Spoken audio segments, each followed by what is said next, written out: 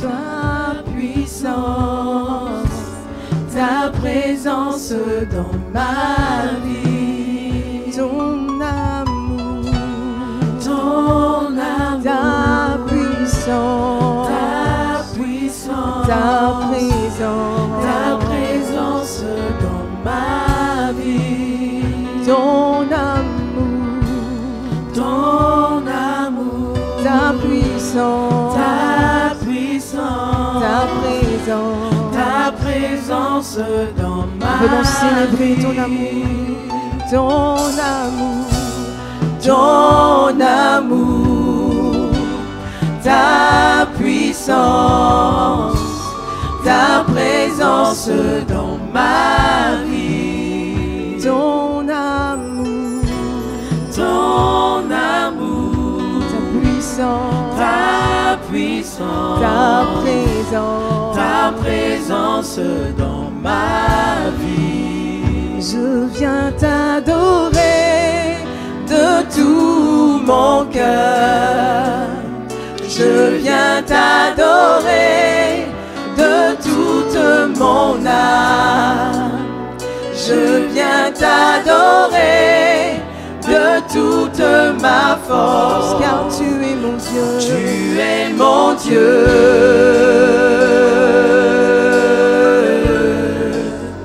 Tu es mon Dieu. Car tu es mon Dieu. Car tu es mon Dieu.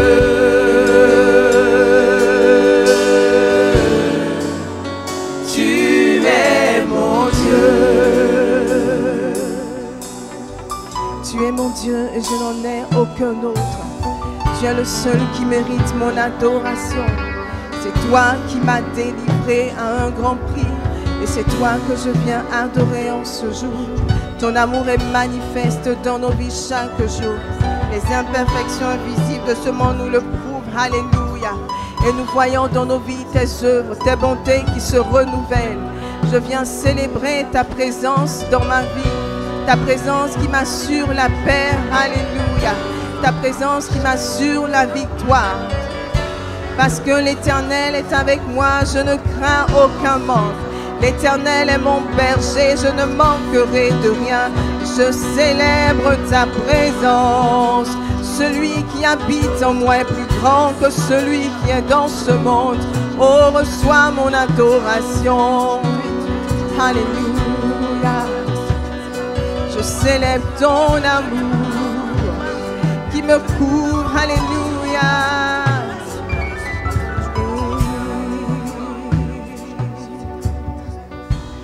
Ton amour, ta puissance, puis ta présence dans ma vie. Avec tes propres mots, célèbre ton Seigneur. Adore ton Dieu. Alléluia. Ta puissance, ta présence dans ma vie. Ton amour, ta puissance, ta présence dans ma vie. Viens t'apporter mon adoration.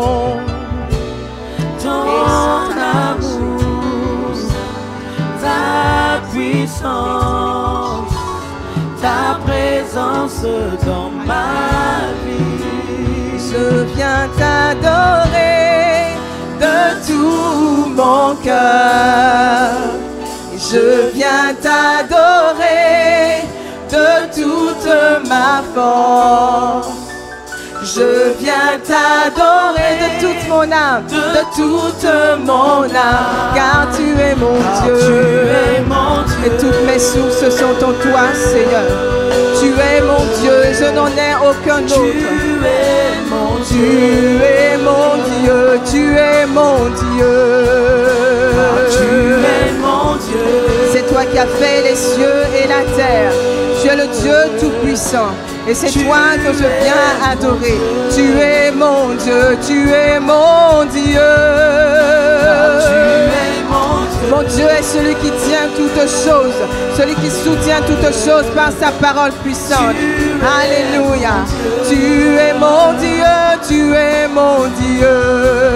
Car tu es mon Dieu. Celui qui appelle à l'existence les choses qui ne sont pas comme si elles étaient. Tu es mon Dieu, car tu es mon Dieu. Car tu es mon Dieu.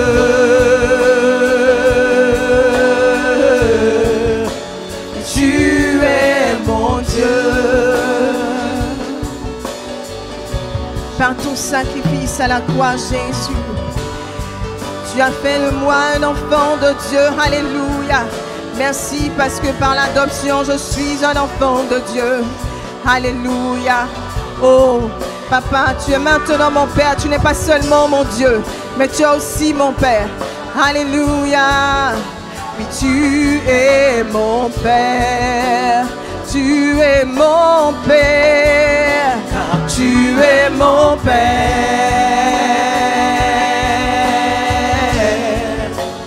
Tu es mon Père. Oh, tu es mon Père. Car tu Et c'est es un mon privilège. Père. C'est un privilège de t'appeler, Papa. Alléluia. Tu es mon Père. Car tu es mon Père. Car tu es mon Père.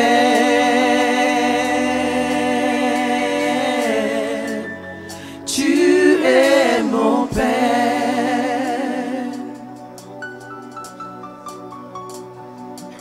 Tu es mon Père et ton amour me couvre constamment.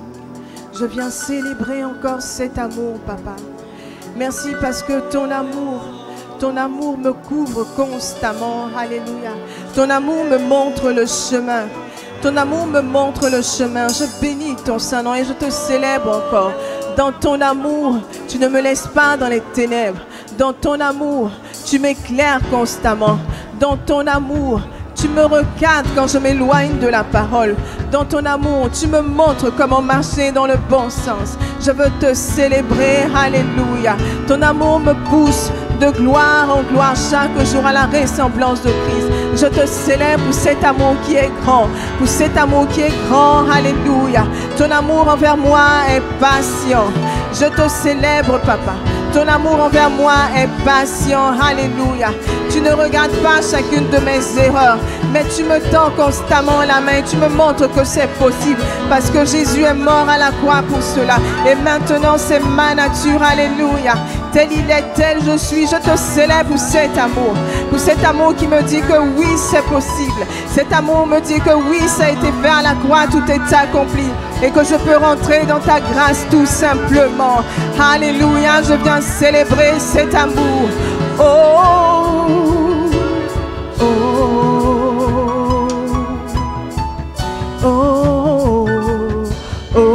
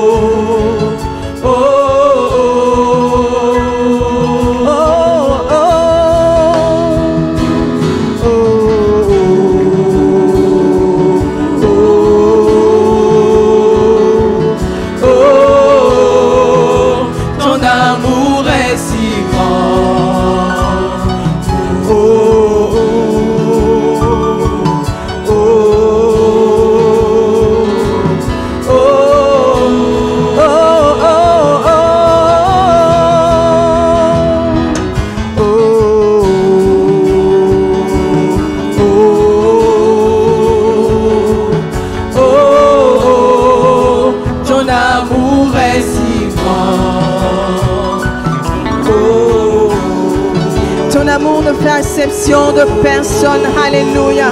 Aucune situation n'est impossible pour toi. Ton amour est si grand, alléluia. Oh, oh, oh, oh, oh, oh. Ton amour est si grand. Ton amour est si grand. Oh, oh, oh.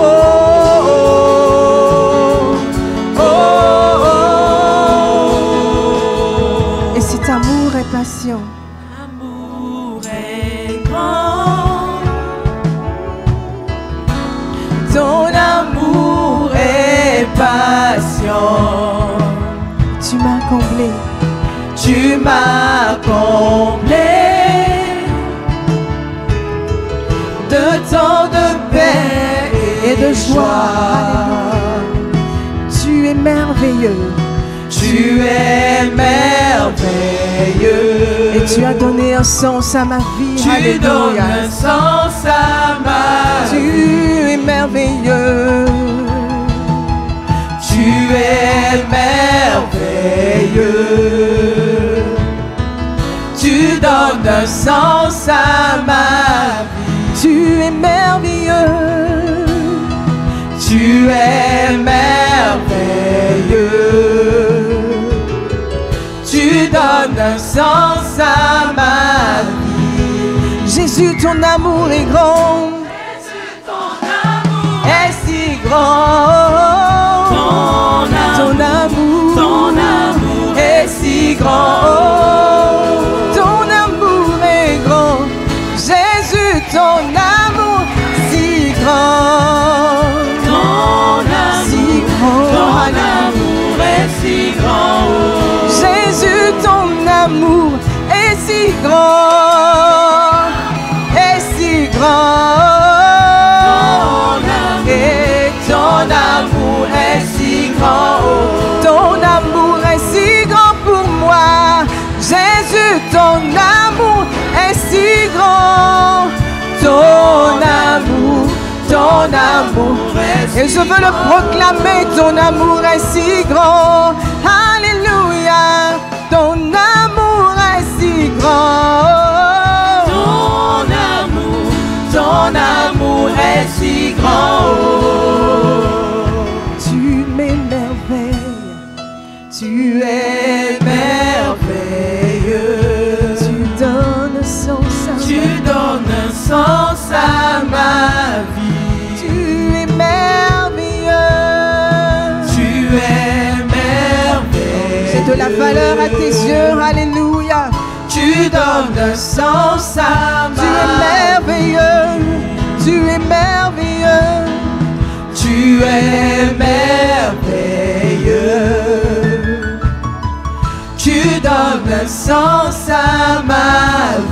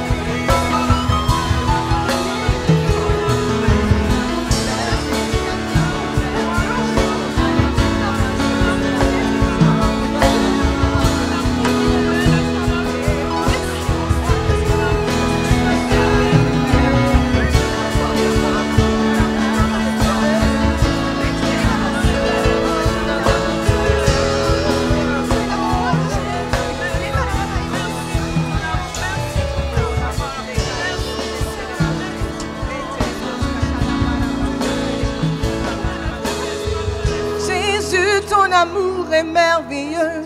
Jésus, ton amour est si grand. Ton amour est si grand. Jésus, ton amour est si grand. Ton amour est si grand.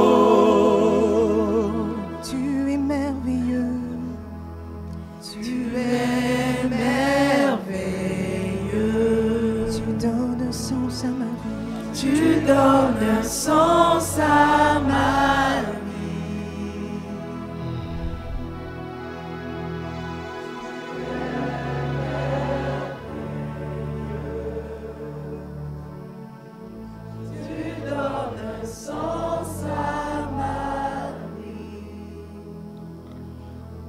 Merci Seigneur Jésus, tu es admirable, tu es merveilleux, tu as donné un sens à nos vies.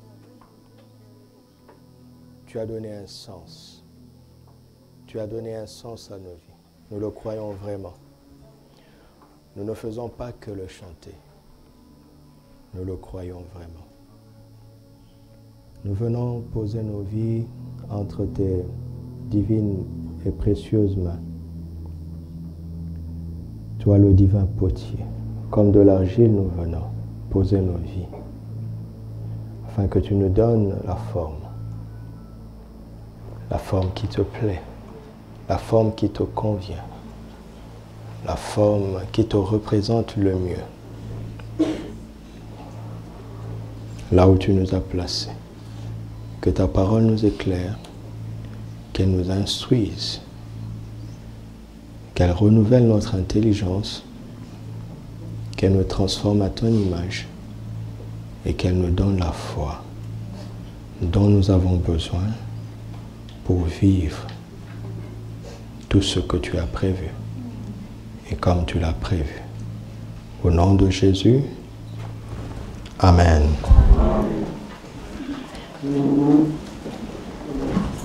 Bienvenue dans la présence du Seigneur. Que le nom de Christ, Jésus, notre Seigneur, soit encore glorifié, célébré, adoré parmi nous et sur toute la terre. Alléluia. Dans 2 dimanches, nous ferons le point final de la levée spéciale de fonds pour une nouvelle assemblée. Dimanche prochain, nous allons vous donner les images pour ceux qui aiment marcher par la vue. Nous marchons par la foi. Amen. Alléluia. Et si vous avez la foi, vous savez ce que vous devez faire. Le week-end du 21 et du 22 décembre sera un week-end spécial compassion. Parce que Papa a décrété ce mois comme le mois de compassion. Durant ce mois de décembre, posons d'abondantes actions de compassion. Amen. Il y a une organisation générale de l'Église, mais chacun est conseillé de prendre des initiatives personnelles. Ainsi, au programme, dans chaque quartier, chaque cellule va faire du bien à son quartier. Les consignes ont été données à vos responsables. Si vous êtes réguliers aux cellules, vous savez déjà de quoi l'on parle. Donc, partout où nous nous trouvons, nous devons faire du bien, n'est-ce pas? Jésus vivait comme ça. Nous irons aussi dans des hôpitaux et les maternités. Nous aurons aussi un regard favorable envers ceux qui, parmi nous, pour l'instant, sont en difficulté, parce que c'est une situation transitoire. Amen. Amen. Voilà, nous ne voulons pas seulement regarder au dehors, mais à l'intérieur de la maison, certains parmi nous sont dans une situation transitoire de difficulté. Cela ne veut pas dire qu'ils sont moindres. Je sais de quoi il est question parce que moi-même je suis passé par là. Alléluia. Donc nous allons poser des actions de compassion envers les nôtres. Les femmes Sephora aussi ont une organisation spéciale et couplée avec l'évangélisation. Enfin, nous allons aussi poser des actions envers, ça c'est des actions plutôt d'honneur, envers les personnes de l'âge d'or, qui sont parmi nous, les parents, les personnes âgées qui sont au milieu de nous. C'est une grâce de les avoir, n'est-ce pas? Et nous voulons aussi les honorer. Nous allons poser une action symbolique d'honneur envers nos parents qui sont ici. Et la foi, vous pensez aussi à vos parents, n'est-ce pas? Alléluia. Et la foi, pour faire du bien, poser un acte d'honneur envers vos parents. Tout ceci requiert un budget spécial. Si le Seigneur vous touche, vous prenez une enveloppe de compassion, vous déposez dans le panier. Ou si vous avez une visitation spéciale ou des choses qui débordent sur le plan matériel que vous voulez partager, contacter les pasteurs et les anciens pour cela. Je veux dire une autre chose aussi pour Sarepta. Sarepta n'est pas la poubelle. Nous donnons des biens alimentaires à nos frères et à nos sœurs. Une fois, j'ai encouragé aussi à donner les bonnes choses que nous avons en trop. Mais ce n'est pas la poubelle pour jeter des vêtements qui sont inutiles. Respectez ceux à qui vous voulez donner quelque chose. Donc, nous ne venons pas jeter nos choses ici à Sarepta. Si vous avez quelques chemises, quelques costumes, quelques robes de trop que vous voulez partager, il faut que ce soit en bon état. Dites-vous toujours quelque chose. Comment je me sentirais si on m'offrait ça? D'accord? Quand tu veux donner quelque chose à quelqu'un, réfléchis si on t'avait donné la même chose. Comment tu te sentirais? D'accord? Alléluia. Beaucoup d'entre nous ont beaucoup de choses en trop qu'ils n'utilisent pas. C'est bien de le partager, parce qu'il y en a qui n'en ont pas. Mais ne choisissez pas des choses qui sont dignes de la poubelle. Alléluia.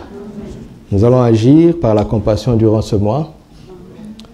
Est-ce que nous allons le faire? Voilà, il faut le faire. Nous allons parler du plus grand secret. Le plus grand secret, c'est le titre ce matin. Le plus grand secret. Alléluia. Le plus grand secret. Nous commençons dans Genèse chapitre 1, versets 1 à 3. Tout a commencé ici. Les hommes ont beau réfléchir, dire beaucoup de choses. Au final, tout le monde parviendra à cette conclusion. Alléluia. Genèse chapitre 1, versets 1 à 3. Au commencement, Dieu créa les cieux et la terre. La terre était informe et vide. Il y avait des ténèbres à la surface de l'abîme, et l'Esprit de Dieu se mouvait au-dessus des eaux. Dieu dit que la lumière soit, et la lumière, Dieu dit que la lumière soit, et la lumière fut. 2 Corinthiens chapitre 4, verset 6. 2 Corinthiens chapitre 4, verset 6.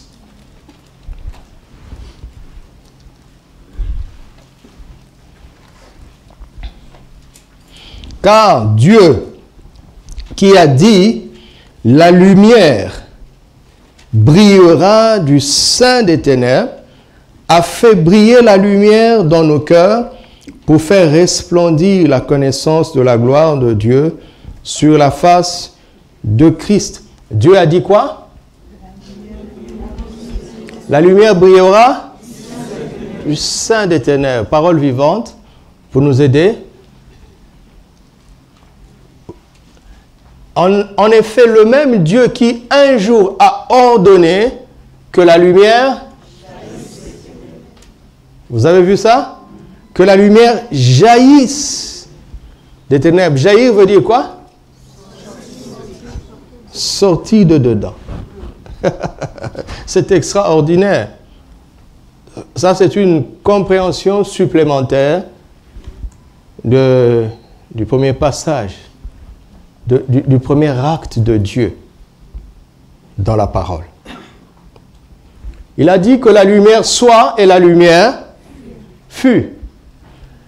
Et l'apôtre Paul, sous l'inspiration de l'Esprit, nous montre que quand Dieu avait dit que la lumière soit, la lumière a jailli du sein même des ténèbres.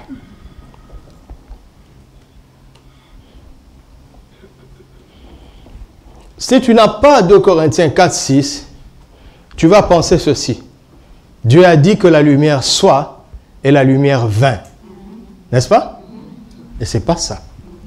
La lumière ne vint pas. La lumière jaillit. La lumière a émané des ténèbres. La solution est sortie du sein même des problèmes. La réponse est sortie du sein même de la question.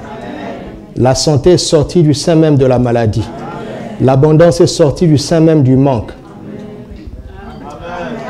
La présence est sortie du sein même de l'absence. La victoire est sortie du sein même de la défaite. La joie a jailli du sein même de la tristesse. La vie a jailli du sein même de la mort. Ça, c'est ce qui arrive quand Dieu parle.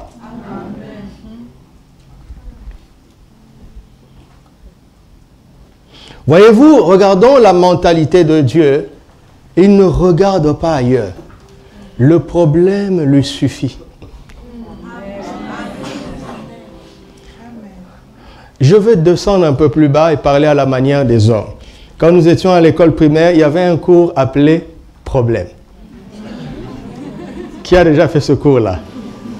Voilà, si tu deviens prof, change le titre. Et solution.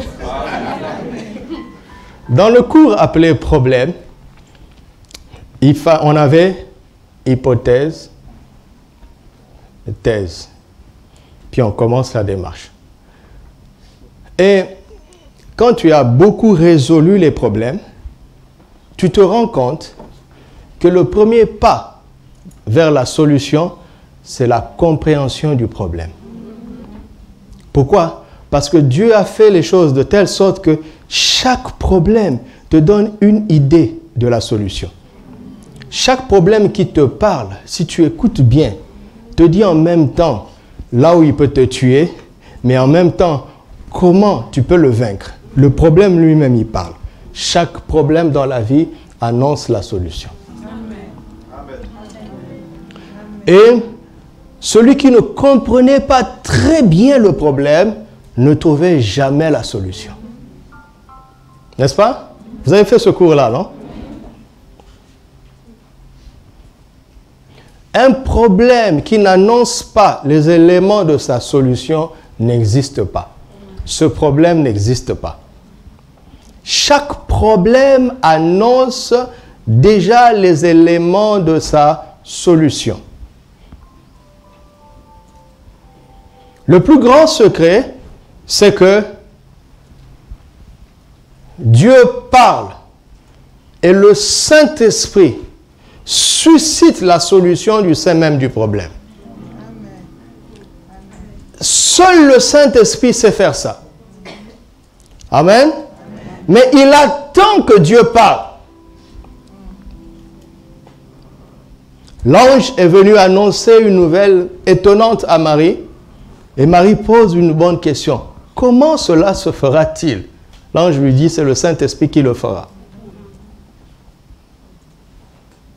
Et Marie dit, je suis la servante du Seigneur, qu'il me soit fait selon ta parole. Le Saint-Esprit attendait la foi en la parole. Et un enfant est entré, a jailli de son sein, sans aucune aide extérieure. Alléluia. Pourquoi? Parce que Dieu a parlé. Et le Saint-Esprit a fait jaillir l'enfant du sein de Marie. Le même Paul, dans Romains 4, versets 16 à 17, nous montre que les héritiers le sont par la foi. Car notre père Abraham a compris que Dieu donne la vie aux morts, n'est-ce pas? Et il appelle à l'existence les choses qui ne sont point, comme si elles étaient. Il suscite l'existence à partir du néant, sans matière première, par la puissance de l'appel. Quand il appelle, la chose est suscitée. Quand il dit, la chose arrive, que toute la terre craigne l'Éternel, car il dit, et la chose arrive, il ordonne et elle s'exécute. Quand il parle, le Saint-Esprit suscite ce que Dieu a dit. Alléluia. Ça, c'est Dieu. Et s'il est Dieu, nous n'avons aucun problème à croire qu'il peut faire ça, n'est-ce pas? Ah, parce qu'il est Dieu. Alors, Dieu révèle son secret dans les Écritures. Pourquoi? Quand un secret est révélé, il n'est plus un secret. Quiconque détient ce secret, qu'est-ce qu'il doit faire? Il va faire la même chose. Alors, revenons dans 2 Corinthiens 4, 6. 2 Corinthiens 4, 6. Car Dieu qui a dit, la lumière brillera du sein des ténèbres, a fait briller la lumière dans nos cœurs pour faire resplendir la connaissance de la gloire de Dieu sur la face de Christ. Regardez ce parallélisme extraordinaire. Cet homme est en train de faire le parallélisme entre l'œuvre de Dieu dans la création et l'œuvre de Dieu dans le cœur de l'homme. Vous avez vu ça? Même chose. Il dit, de la même manière que Dieu a fait jaillir la lumière du sein des ténèbres, le même Dieu fait jaillir la lumière dans nos cœurs.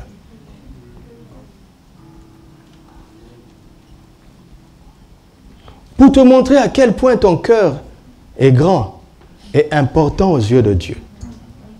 Il a mis la pensée de l'éternité dans le cœur. Ecclésiaste 3, 11.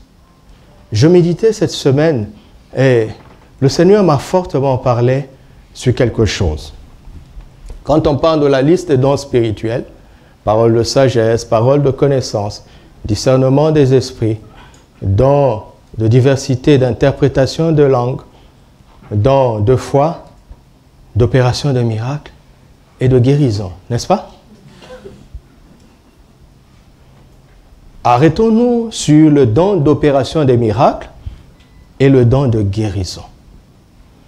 Regardez, si nous prions pour un malade et qu'après notre prière, le malade va prendre un médicament et qu'il est guéri, ça, ce n'est pas le don de guérison.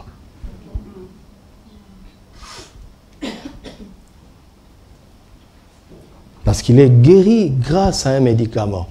Et gloire à Dieu pour le médicament. D'accord? Il y a des gens qui meurent parce qu'ils n'ont pas l'argent pour acheter le médicament ou bien ils n'ont pas le bon traitement. Donc avoir le bon traitement, avoir l'argent pour acheter le médicament, c'est une grâce. Déjà qu'il y ait un traitement pour cette maladie, c'est une grâce, car c'est Dieu qui donne l'intelligence. Donc nous ne minimisons pas la médecine. Mais cette guérison n'est pas une guérison miraculeuse. C'est une guérison naturelle. Vous me suivez? Qu'est-ce que cela veut dire? Cela revient à dire que le don de guérison est en fait le don d'opération de miracle, mais dans le corps humain. C'est le même don, c'est le don d'opération de miracle en dehors du corps humain et à l'intérieur du corps humain. Pour vous montrer à quel point le corps est précieux pour Dieu. Le corps humain est tellement précieux que Dieu donne un don d'opération de miracle pour toutes choses. Et comme l'homme, le corps humain est spécial, il donne un don d'opération de miracle dans le domaine de la santé. Parce que le corps est à part. Il y a l'œuvre de Dieu dans la création et il y a l'œuvre de Dieu dans le corps humain. Vous comprenez? Maintenant, regardez. Ce que Dieu a fait dans la création, il le fait dans le cœur de l'homme. Pourquoi? Posez-vous la question, pourquoi? Pourquoi? Commence au verset 3, vous allez voir que ça nous aide. Si notre évangile est encore voilé, il est voilé pour qui? Pour ceux qui périssent. Or, mon peuple périt parce qu'il lui manque la connaissance. Normalement, ceux qui périssent, ce sont des ignorants, n'est-ce pas? Mais lui, il dit, pour les incrédules, dont le Dieu de ce siècle a aveuglé l'intelligence, afin qu'ils ne vissent pas briller la splendeur de l'évangile de la gloire de Christ, qui est l'image de Dieu. 5. Nous ne nous prêchons pas nous-mêmes. C'est Jésus-Christ que nous, le Seigneur. Jésus-Christ, le Seigneur, soulignez ça. Jésus-Christ, le Seigneur, que nous prêchons. Et nous disons vos serviteurs à cause de Jésus. Car Dieu, oui, quand nous prêchons Jésus-Christ, le Seigneur, celui qui croit en cela, Dieu fait jaillir la lumière dans son cœur. Par la prédication de l'évangile. Romains 10, versets 9 à 10, va nous montrer maintenant ce qui se passe. Romains 10, 9 à 10. Si tu confesses de ta bouche le Seigneur Jésus, ou bien si tu confesses de ta bouche que Jésus-Christ est le Seigneur, Et si tu crois dans ton cœur que Dieu l'a ressuscité des morts, tu seras sauvé. Car c'est en croyant du cœur qu'on parvient à la justice et c'est en confessant de la bouche qu'on parvient au salut. Alléluia. Le but, c'est le salut. Mais le salut commence par la justice dans le cœur. Et la justice dans le cœur vient quand on croit dans son cœur. Mais le salut, c'est quand on confesse de sa bouche. Autrement dit, si quelqu'un croit dans son cœur, mais il n'ose pas confesser de sa bouche, il ne sera pas sauvé.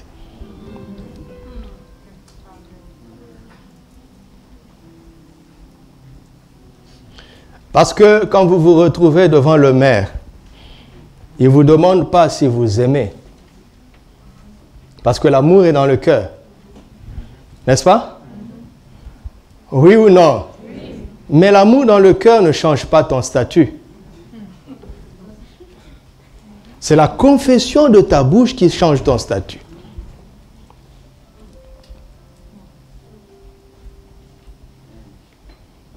Je suis allé au Burkina.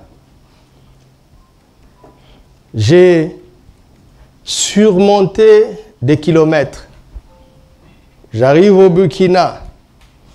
Nous allons avec mademoiselle Arlette devant le maire. Vous vous rendez compte? Je viens du Maroc. Je prends l'avion. Je suspends tout. J'arrive là-bas. Je surmonte des obstacles. Je me retrouve devant le maire avec mademoiselle Arlette et le maire ose me demander si je veux l'épouser. Est-ce qu'il est sérieux? Je vous parle de mon ressenti. Quand tu n'es pas passé par là, tu ne comprends pas. Je vous parle, quand il m'a dit, est-ce que vous voulez l'épouser? J'avais envie de lui dire, est-ce que tu es sérieux? J'avais envie de lui dire, d'après toi, qu'est-ce qu'on fait ici? J'avais envie de lui dire, tu sais d'où je viens? Tu sais tout ce que j'ai dû surmonter. Il n'a rien à faire avec ça. Tout ce qu'il veut entendre, c'est oui.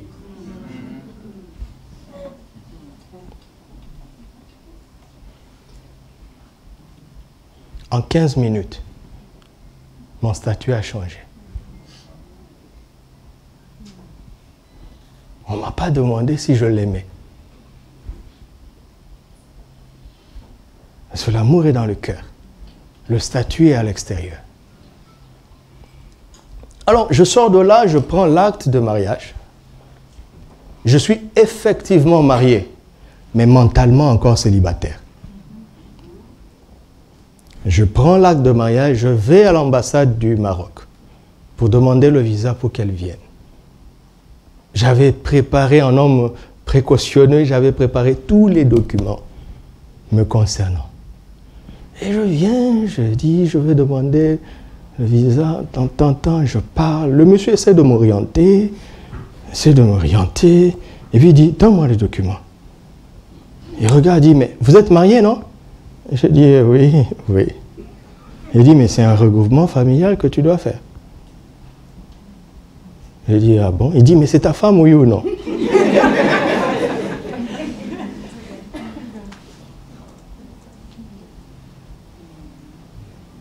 On n'avait pas consommé l'acte de mariage. C'était un samedi. Lundi, j'étais après la mairie, elle est retournée chez elle, je suis retourné chez moi. Parce que nous, les chrétiens, nous attendons la bénédiction. Amen. Mais légalement, nous étions mariés. Légalement, j'avais le droit de postuler pour un regroupement familial. Et c'est ce qu'on m'a donné. Et nous avons voyagé 6 jours plus tard. Là, ma mentalité avait pris le temps de me sentir marié. Donc quand on arrive à l'aéroport, je dis, donne-moi ton passeport. Je vais au guichet, je dis, c'est pour ma femme et moi. Ma bouche dit ma femme et ma tête dit, tu es sûr? Et je vous assure, ça prend du temps pour se sentir marié. Même pendant les premières semaines, tu fonctionnes encore comme un célibataire. Ça prend du temps pour se sentir enfant de Dieu. Mais tu l'es déjà. Amen. Tu as le pouvoir de devenir enfant de Dieu. C'est un pouvoir. Lequel? Quel est ce pouvoir? C'est ce que Dieu voulait que nous comprenions dès le commencement. Regarde, Dieu a pourvu pour notre salut à la croix. N'est-ce pas? Depuis longtemps, vous savez, toute l'humanité est sauvée depuis Golgotha. Tout le monde. Mais tu entres dans l'effectivité de ton salut par la proclamation de ta bouche.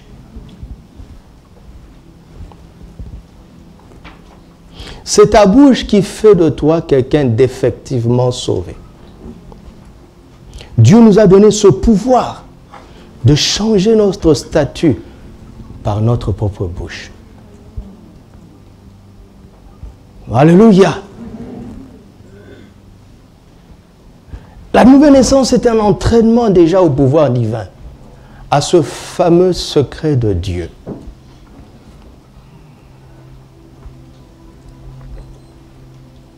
Mais si je parle alors qu'il n'y a pas de foi dans mon cœur, cette parole est vaine.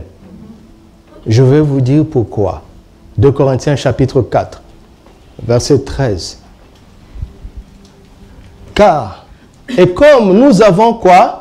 Le même esprit de foi qui est exprimé dans cette parole de l'Écriture, j'ai cru, c'est pourquoi j'ai parlé, nous aussi nous croyons, et c'est pour cela que nous, par l'esprit de foi, alléluia, et l'esprit de foi c'est qui? C'est le Saint-Esprit. Avant que Dieu ne parle, Moïse prend la précaution de nous dire que l'Esprit de Dieu se mouvait d'abord. Et il a l'esprit de foi. Si Dieu avait osé parler sans la foi, le Saint-Esprit ne suivrait pas cette parole. Il sait reconnaître la parole de foi. Si tu ne crois pas dans ton cœur que Jésus est Seigneur, tu as beau le confesser de ta bouche, la lumière ne viendra pas. Ce qui nous fait parler, c'est parce que nous croyons. Alléluia. Toute parole que nous disons que nous ne croyons pas n'a pas de puissance spirituelle. Zéro puissance. Le Saint-Esprit ne manifeste pas une parole qui n'est pas dite par la foi. Jésus nous montre le secret de Dieu. Il dit, et la foi de Dieu. Si vous regardez une montagne et que vous ne doutez pas, et que vous disiez à cette montagne, ôte-toi de là et jette-toi dans la mer, il en sera ainsi. Marc 11, 23. Il ne suffit pas de le dire, mais il ne faut point qu'il y ait de doute dans son cœur. Parce que le Saint-Esprit est l'esprit de foi. Il ne transforme pas n'importe quelle parole. Il transforme une parole de foi. Pourquoi? Parce que le père de la foi, Abraham est le père de la foi, parce qu'il a osé croire que Dieu suscite l'existence du néant, de nulle part. Il est le premier à avoir cru ça. Abel a eu un genre de foi. Enoch a eu un genre de foi. Noé a eu un genre de foi. Mais les trois qui l'ont précédé sur le chemin de la foi n'ont pas eu la foi, la dimension de foi d'Abraham. Abraham est arrivé à un point où il a compris que Dieu n'est assujetti à aucune existence au préalable. Il regarde le néant comme une source de tout ce qu'il désire. Il regarde l'absence comme une source de la présence de tout ce qu'il va dire. Quand il parle, la lumière ne vient pas, elle sort du sein même des ténèbres. Quand Dieu regarde un problème, il ne dit pas, voilà, on va, où est-ce que je peux trouver les éléments de solution? Dans le sein même du problème peut jaillir la solution. Dieu est comme ça. Comment? Par la puissance de sa parole, et sa parole est une parole de foi que l'esprit de foi sait reconnaître. Vous avez compris le principe? C'est le secret de Dieu qu'il nous partage. Regardons Marc chapitre 9. Marc chapitre 9. nous allons comprendre quelque chose. Cette histoire est relatée par Matthieu et par Luc aussi. Mais je vais vous dire pourquoi je choisis de la lire en Marc. En Matthieu, Jésus reproche à ses disciples l'incrédulité. Le père de cet homme vient, il dit, je l'ai emmené à tes disciples et ils n'ont pas pu le guérir. Et Jésus leur reproche leur incrédulité. Et après, les disciples reviennent et lui disent, Seigneur, pourquoi n'avons-nous pas pu chasser ce démon? Mais Jésus l'avait déjà dit. Comme ils avaient eu des succès au préalable, ils n'ont pas voulu croire qu'ils étaient incrédules. Jésus répète, il dit, c'est à cause de votre incrédulité. Donc la cause c'est quoi? L'incrédulité. Et il dit, mais ce genre de démon ne peut être chassé que par le jeûne et la prière. Mais la cause c'est quoi? Le jeûne et la prière sont là, alors pourquoi? Le jeûne et la prière sont là pour nous révéler l'incrédulité dont nous devons nous débarrasser. Maintenant, allons dans Marc, pour que nous comprenions quelque chose que ni Marc ni Luc ne disent.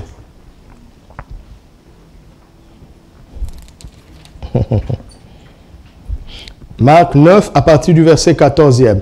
Lorsqu'ils furent arrivés près des disciples, ils virent autour d'eux une grande foule et des scribes qui discutaient entre eux. Dès que la foule vit Jésus, elle fut surprise et accourut pour le saluer. Il leur demanda, « Sur quoi discutez-vous avec eux ?»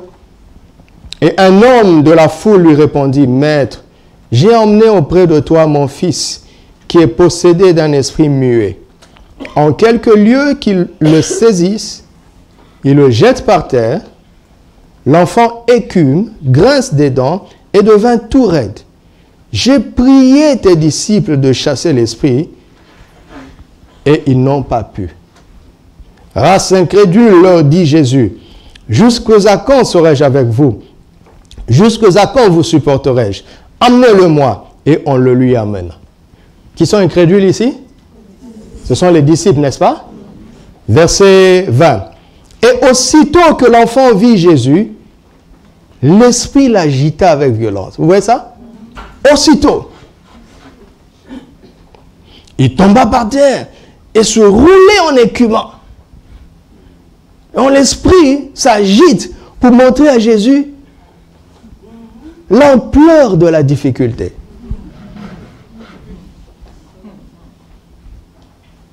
C'est un manipulateur. Il attaque les 5 sens de Jésus. Pour lui dire, jusque-là tu as chassé des démons, mais ça là c'est grave. Regarde comment il écume. Regarde comment il agite. Là, il parle aux 5 sens. Jésus demanda au Père, pourquoi Jésus fait ça? Et voilà la force de cet homme. Combien y a-t-il de temps que cela lui arrive? Ça veut dire quoi? Jésus se détourne de cette agitation. Il n'est pas paniqué. Il n'est pas pressé. Il appelle le papa, il dit, causons un peu. Mais l'enfant écume, il étouffe. Il dit, laisse ça tranquille. Est-ce qu'avant que je ne vienne, il écumait? Non. Non, oubliez ça. Combien de temps?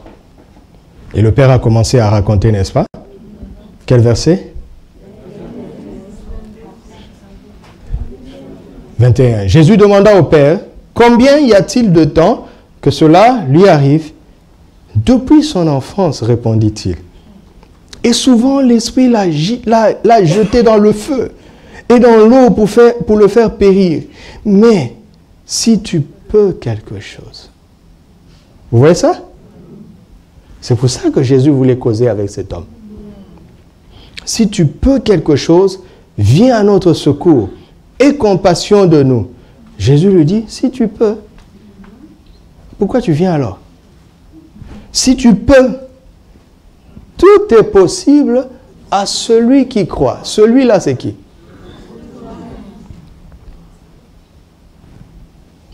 Aussitôt, le père de l'enfant s'écria, je crois.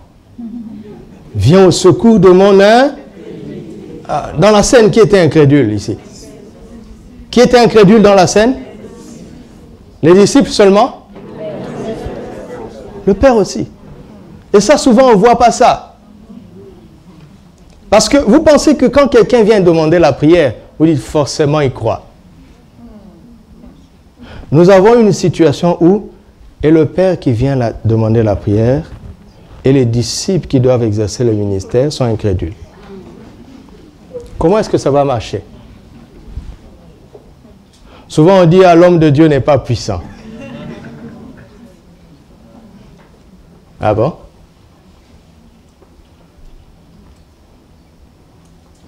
Le monsieur dit, je crois, viens au secours de mon incrédulité.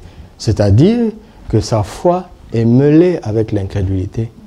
Et la foi des disciples était mêlée aussi avec l'incrédulité parce qu'ils avaient osé chasser le démon. Donc ils avaient un peu de foi quand même. Mais Jésus nous montre ici qu'il y a de ces situations.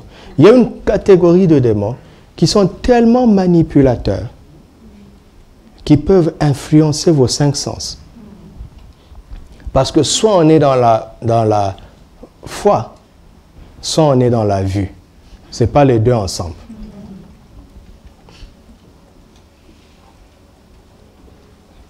C'est le même genre de démon que Goliath. Quand Goliath vient sur la scène, il est tellement impressionnant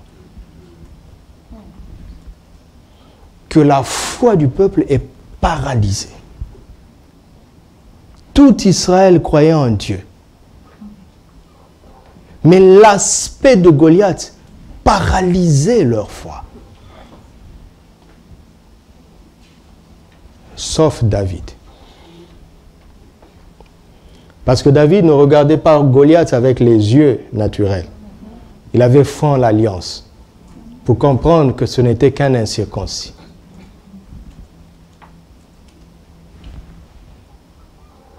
Alors, tous ici, à certains niveaux, à certains degrés, nous avons un peu d'incrédulité. Vous m'entendez? Tous. Nous avons la foi, mais il y a des degrés différents d'incrédulité.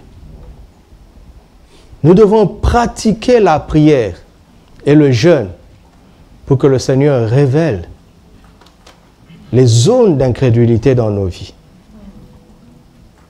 Alléluia. Comment savoir que tu es incrédule? Si ta foi ne t'amène pas à parler, c'est que tu es incrédule. Vous m'entendez?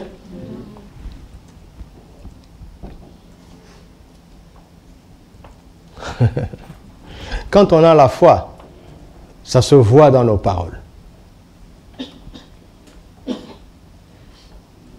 Qu'est-ce que je suis en train de dire? Ça se voit dans nos paroles, ça s'entend dans nos paroles. Ouais. La Bible dit que l'insensé, même quand il se tait, peut passer pour un sage. N'est-ce pas? Mais ça ne veut pas dire qu'il est sage. Mais dès qu'il ouvre la bouche, aïe, aïe, aïe, c'est là où on découvre. Quand quelqu'un ne parle pas, vous ne savez pas s'il est croyant ou incrédule. Quand il parle, c'est là où on sait. Mais je ne parle pas des autres. Mais David dit, une parole n'est pas encore sur ma bouche que tu la connais déjà. Quand il dit, nous aussi nous croyons, c'est pour cela que nous parlons. Toi et moi, nous devons comprendre que la parole commence dans la pensée, avant même de l'exprimer. Je vais donc aller plus loin. Si tu as l'esprit de foi en toi, tes pensées seront des pensées de foi. Parce que même si ta bouche ne le dit pas, tu parles dans ta tête. Tu parles silencieusement. Les gens n'entendent pas, mais Dieu entend, et toi aussi tu entends. N'est-ce pas? Ça commence là-bas. Ça doit finir par sortir, mais si nous voulons savoir où est-ce que nous sommes incrédules, écoutons nos pensées. Écoutons nos paroles. Alléluia. Écoutons-les, mes amis. Écoutons-les et répentons-nous. Parce que Lucifer a été chassé du ciel par une simple pensée. La pensée qui est montée dans son cœur, c'était suffisant. Une pensée d'orgueil, une pensée de rivalité contre Dieu a été suffisant pour qu'il soit déchu. Écoutons nos pensées, comment nous parlons dans nos têtes. Tu m'entends? Qu'est-ce que tu dis de ta situation? Qu'est-ce que tu penses de cette situation? C'est suffisant pour que tu saches si tu es croyant ou incrédule.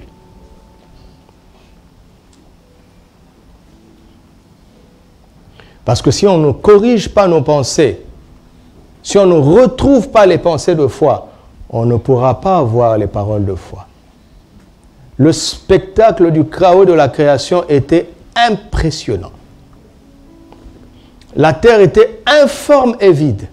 Il y avait des ténèbres à la surface de la Bible. C'était le désespoir absolu. C'était impressionnant. Il fallait les yeux de la foi pour voir que de ce chaos pouvait jaillir quelque chose de beau. Il fallait les yeux de la foi. Quand Dieu dit que la lumière soit, c'était une parole de foi. Alléluia. Et l'ennemi nous parle silencieusement par nos sens. Il nous envoie des messages sans nous dire. Par les 5 sens. Il fait des insinuations à nos 5 sens. Et ça fait que face à l'ampleur de certaines situations, on est paralysé.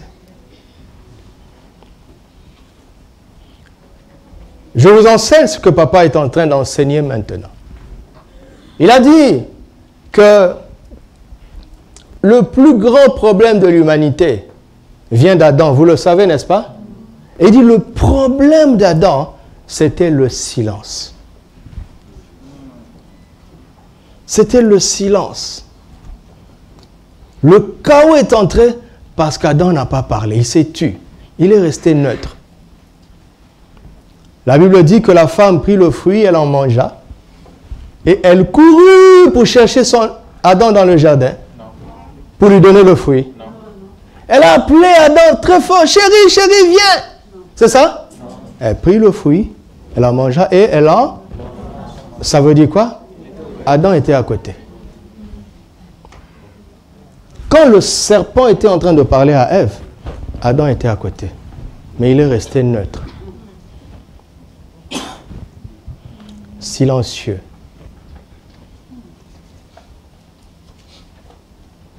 Neutre. Faites attention aux gens qui sont neutres. Vous m'entendez? Sont dangereux dans la vie, les gens qui sont neutres. Il vaut mieux avoir affaire à quelqu'un qui ne t'aime pas, et tu le sais, que d'avoir affaire à quelqu'un, tu ne sais pas s'il t'aime ou s'il ne t'aime pas.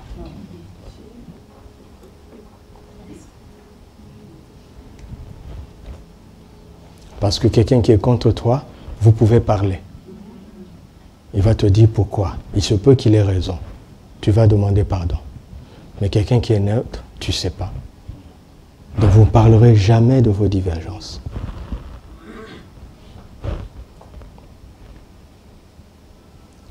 Un silence coupable. C'était lui l'autorité, n'est-ce pas? Il n'a pas exercé son autorité.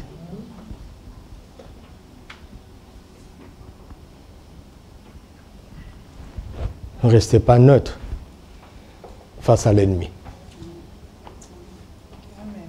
Alléluia. Vous savez dans la parole de Dieu que 1 Corinthiens chapitre 2, verset 2, lorsque nous étions païens, nous étions entraînés par les idoles muettes. Muettes. Vous entendez, non? Muet veut dire quoi? Qui ne parle pas. Et dans Marc 9, ce démon était muet. N'est-ce pas? Il ne parlait pas, mais quand il agitait l'enfant, il était en train de parler. Il parlait aux 5 sens sans utiliser les mots. Le diable est un grand stratège.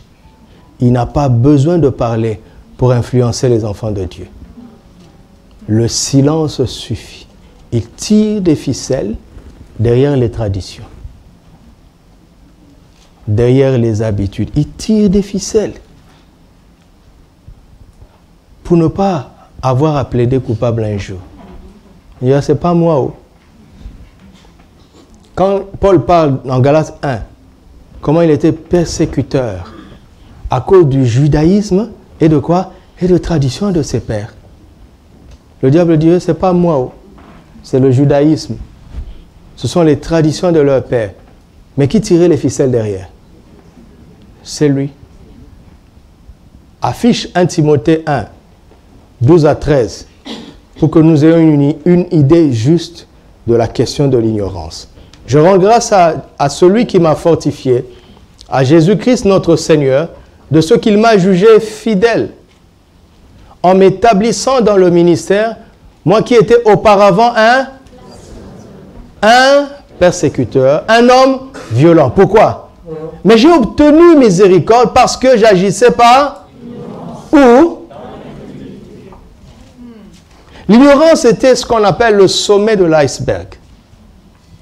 Mais le fond de la chose, c'était l'incrédulité. Pourquoi? Pourquoi Paul est celui qui explique le mieux la Bible? Parce qu'il connaissait l'Ancien Testament. Mais il le lisait avec les lunettes du judaïsme et des traditions de son père. De telle sorte que quand Jésus est venu, quand les disciples ont commencé à annoncer Jésus, il a refusé de croire. C'est son incrédulité qui l'a poussé à devenir un homme violent.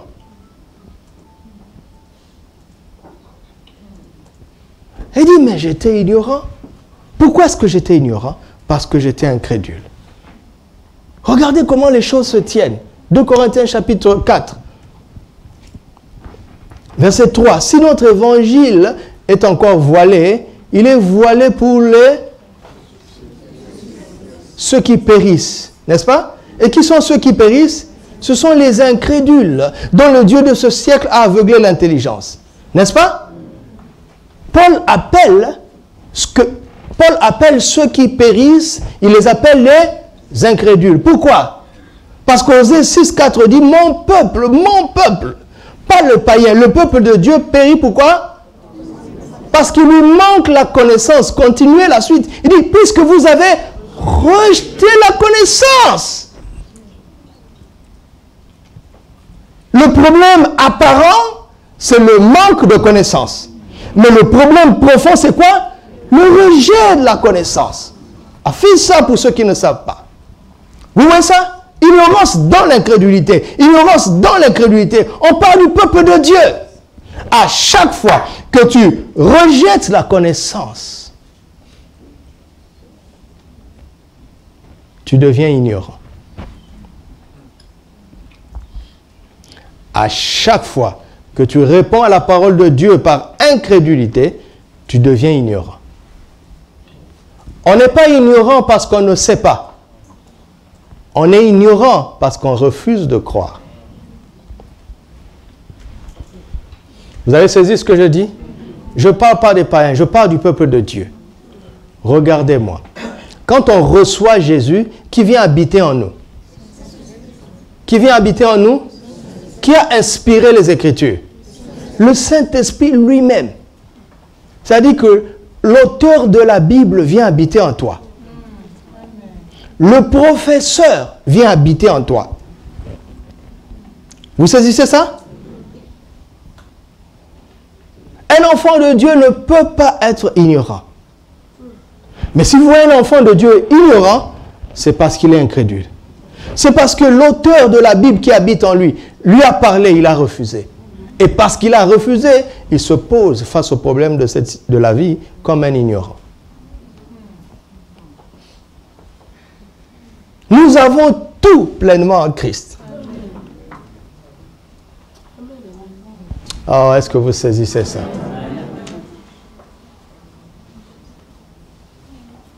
C'est pour ça que quand on vous dit une parole de Dieu, vous savez que c'est Dieu. Si ça ne vient pas de lui, vous le savez. Comment vous faites? Parce que l'inspirateur habite en vous. Et il vous donne le témoignage intérieur, si c'est lui ou pas lui. Autrement dit, il n'y a rien que l'on puisse vous dire que vous ne sachiez pas déjà. Peut-être que vous ne le savez pas intellectuellement, n'est-ce pas? Mais quand vous entendez, ça réveille quelque chose, comme si c'était du déjà entendu, comme si c'était du déjà vu. Alléluia. N'as-tu jamais entendu un cantique chrétien? Un nouveau cantique, mais c'est comme si tu l'avais entendu. C'est déjà arrivé à quelqu'un? Un frère a composé un cantique et il me l'a envoyé, c'est comme si je le connaissais. Parce que s'il a puisé ce cantique dans le trône, et si moi aussi j'avais visité le trône, on a entendu la même chose. Si vous pouviez comprendre la puissance de ce que c'est qu'être un enfant de Dieu.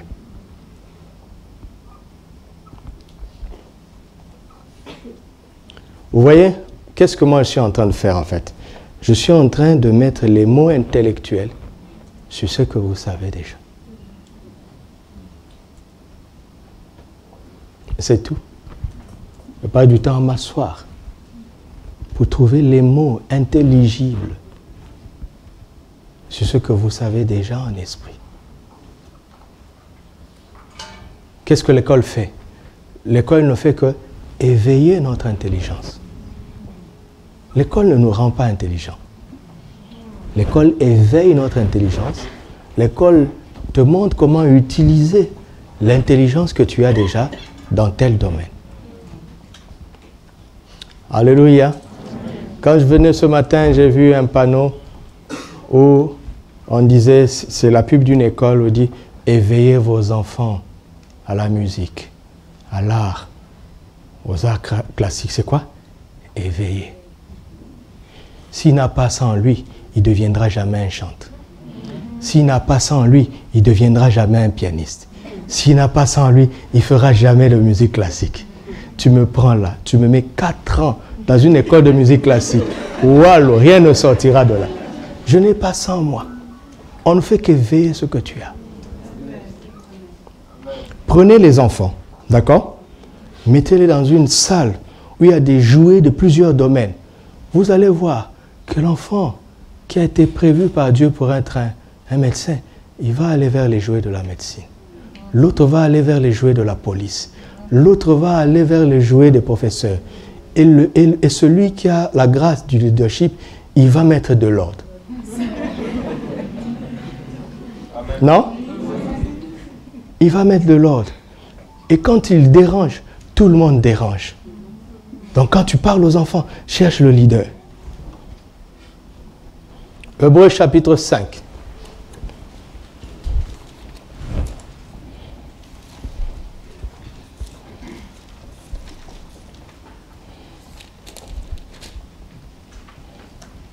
Verset 11. Nous avons beaucoup de choses, beaucoup à dire là-dessus. Et des choses difficiles à expliquer parce que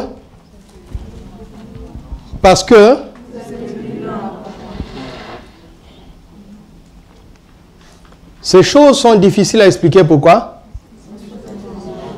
Parce que ce sont des concepts intellectuels trop grands.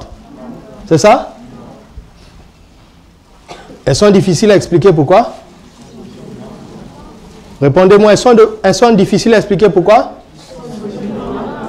Parce qu'ils sont? Parce qu'ils sont? Parce qu'ils sont? Devenus quoi? Devenus. Ils ne l'étaient pas avant. Avant, ils comprenaient rapidement.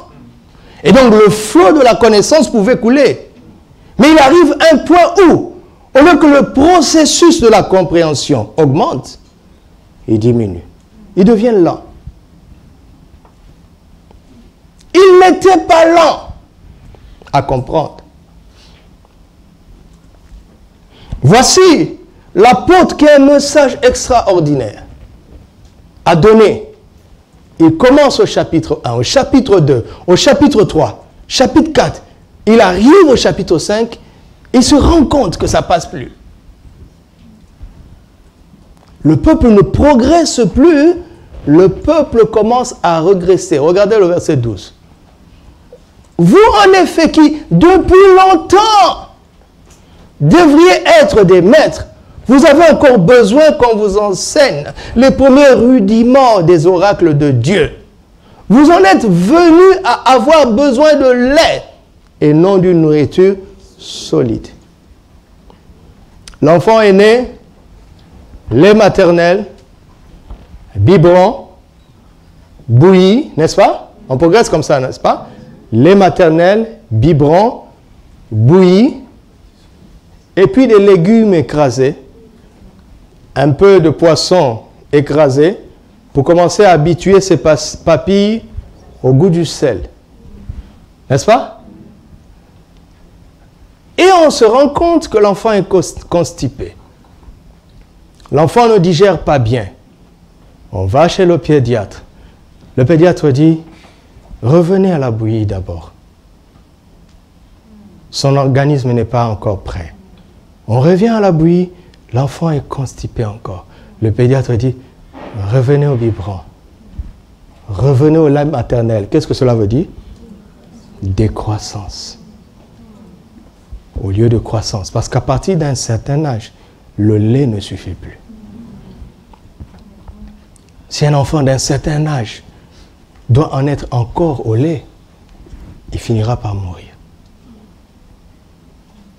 Ça s'appelle la rétrogradation spirituelle.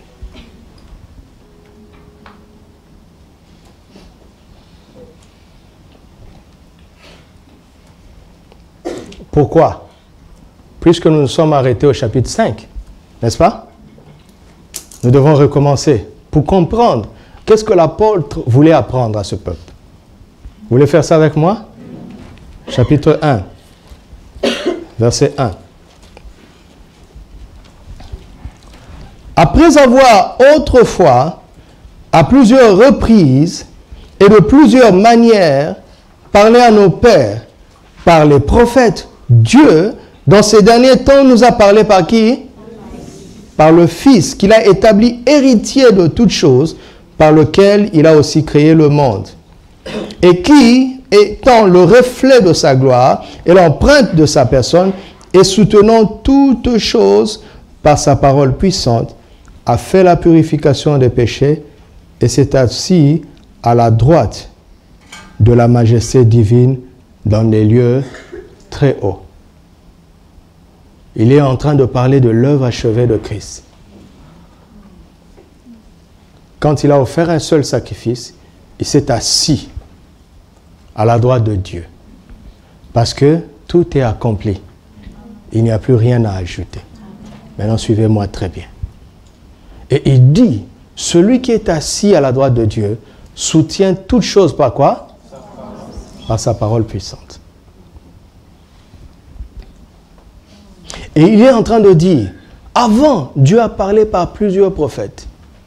Mais maintenant, Dieu nous a parlé par le Fils. Il a parlé déjà par le Fils. Et ce Fils-là, par qui il nous a parlé, soutient toutes choses par sa parole puissante. Qu'est-ce qu'il est en train de nous dire? Deux choses. Premièrement, la parole du Fils est toute puissante. N'est-ce pas? Parce que Dieu nous parle par le Fils, n'est-ce pas? Et il dit, ce Fils soutient toutes choses par sa parole puissante. Donc la parole du Fils est comment?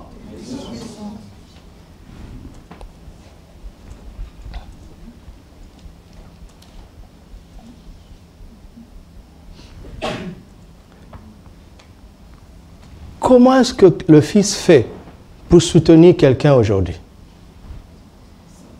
Comment? Il n'a pas autre chose.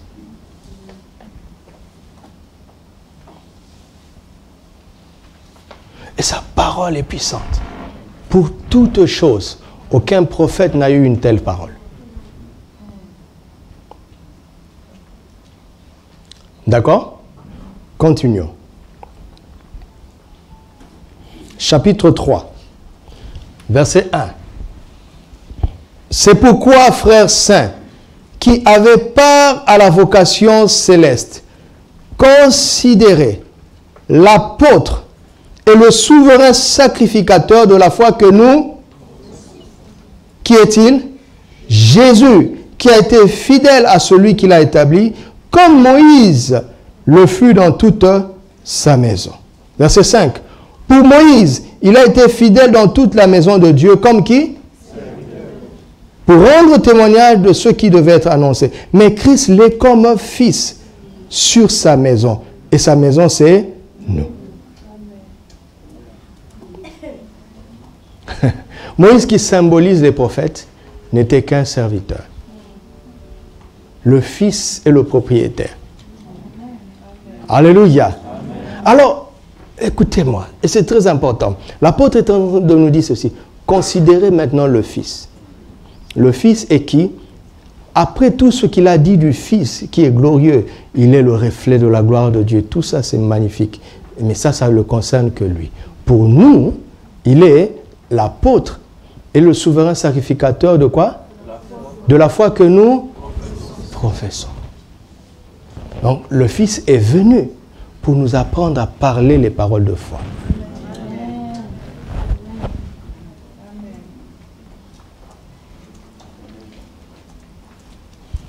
Nous avons lu Hébreux 5, n'est-ce pas? Où on voit que leur croissance s'est arrêtée. Ils commencent à faire marche arrière. Comment est-ce qu'on reconnaît un enfant? 1 Corinthiens 13, verset 11. Lorsque j'étais enfant, je parlais comme un enfant. Je pensais comme un enfant. Je raisonnais comme un enfant. Galates 4, verset 1 à 2, il dit, si l'héritier, aussi longtemps que l'héritier est un enfant, il ne diffère en rien d'un esclave. Aussi longtemps que l'héritier parle comme un enfant, il ne diffère en rien d'un esclave. Et Jésus est le Fils, pas l'enfant de Dieu, le Fils de Dieu. Et il est venu nous apprendre à parler comme parlerait un fils. Les paroles de foi. Il n'est pas venu simplement pour que nous croyions. Il est venu pour nous apprendre comment exprimer notre foi. Alléluia. Et on commence la vie chrétienne où on parle facilement ce que Dieu a dit. Plus on avance, plus l'ennemi essaie de nous contrer par les traditions, par la religion, par les ismes. Pour Paul, c'était le judaïsme. Pour nous, c'est les ismes. Catholicisme, protestantisme, pentecôtisme, baptisme, méthodisme. On est né de nouveau, hein? Mais les ismes sont là, avec leur tradition. Pour nous empêcher de verbaliser notre foi. Chaque isme a un domaine où il ne faut pas toucher. Mais c'est écrit, non? Attention.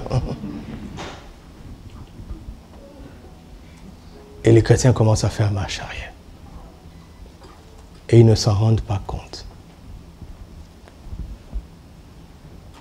Écoutez-moi. Nous devons parler comme Jésus. Pas comme les gens de TPV. Vous m'entendez? Nous devons parler comme Jésus, pas comme les protestants.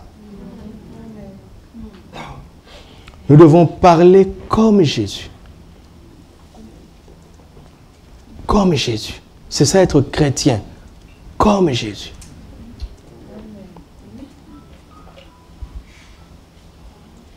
Pourquoi? Parce que lorsque nous parlons avec l'esprit de foi, ce qui arrive quand Dieu parle, arrivera quand nous parlons.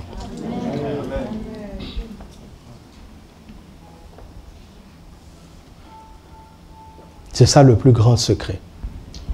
Le plus grand secret, c'est d'extérioriser notre foi par la parole. Et quand tu commences à faire ça, les solutions vont jaillir du sein même des ténèbres, du sein même des problèmes.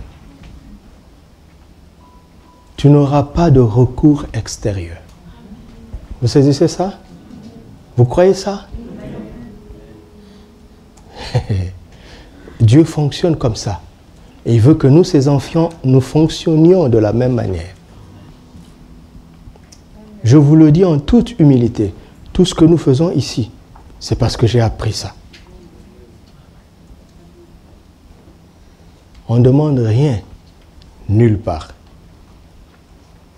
On n'a pas besoin. Mais est-ce que les solutions vont venir des hommes, vont passer par les hommes? Oui. Mais les solutions vont passer par les hommes, pourquoi? Parce que nous les avons reçues de Dieu spirituellement. Alors Dieu va envoyer un facteur pour venir nous livrer ce que nous avons obtenu de lui. C'est un facteur. C'est ça qui fait qu'il y a de bonnes choses parfois que nous refusons. Parce que Dieu ne nous les avait pas données en prière. Vous m'entendez?